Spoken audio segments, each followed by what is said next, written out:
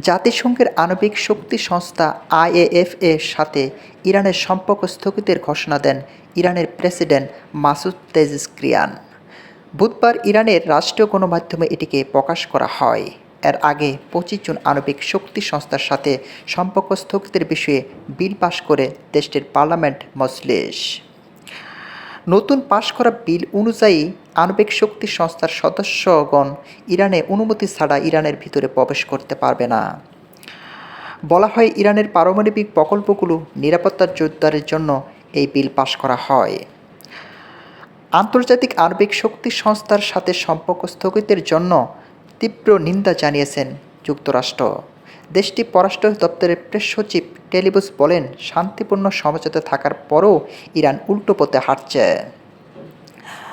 আইএএফ-এ এর পূর্ণ সহযোগিতা ছাড়া ইরানের বিকল্প পথ নেই। এদিকে ইরানের পারমাণবিক সংস্থার প্রধান ইসলামিক বলেন, বোমা মেরে ইরানের পারমাণবিক প্রকল্পগুলো ধ্বংস করা যাবে না। এটি এখন ইরানের জাতীয় প্রযুক্তি এবং সক্ষমতার প্রতীক।